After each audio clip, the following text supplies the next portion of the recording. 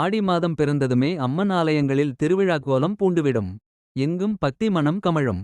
அதிலும் குறிப்பாக ஆடி மாதத்தில் வரும் ஒவ்வொரு வெள்ளிக்கிழமையும் அம்மன் வழிபாட்டிற்கு சக்தி வாய்ந்த நாளாக போற்றப்படுகிறது.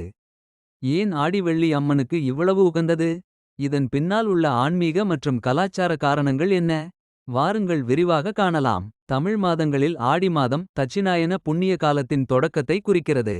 இது இரவு நேரத்தின் ஆரம்பம் என்று புராணங்கள் கூறுகின்றன. இந்த காலத்தில் பிரபஞ்சத்தின் சக்தி அன்னை பராசக்தியின் கைகளில் ஒருமுகப்படுத்தப்படுவதாக நம்பப்படுகிறது. எனவே இந்த மாதத்தில் அம்மனின் சக்தி பன்மடங்கு பெருகி பக்தர்களுக்கு அருள் பாலிக்கிறாள். ஆடி மாதத்தில் அம்மன் பூமிக்கு இறங்கி வந்து தன் பக்தர்களை காப்பதாக ஒரு வலுவான ஐதீகம் நிலவுகிறது. பொதுவாகவே வெள்ளிக்கிழமை என்பது சுக்கிரனுக்கு உரிய நாள். இது சுகத்தையும் போகத்தையும் செல்வத்தையும் அருளக்கூடிய நாள்.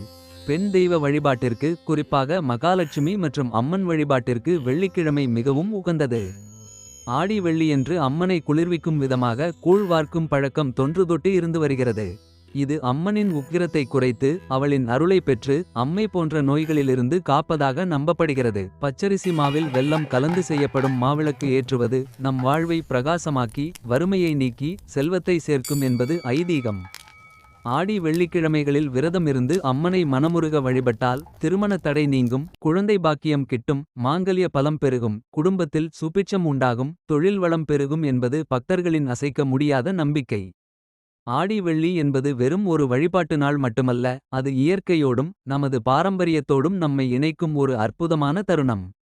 இந்த ஆடி வெள்ளியில் அருகில் உள்ள அம்மன் ஆலயத்திற்கு சென்று அவளின் அருளை பெற்று எல்லா வளங்களும் பெற்று வாழ்வாங்கு வாழ்வோம். சக்தி ரூபிணியே நமக. ஓம் சக்தி பராசக்தி.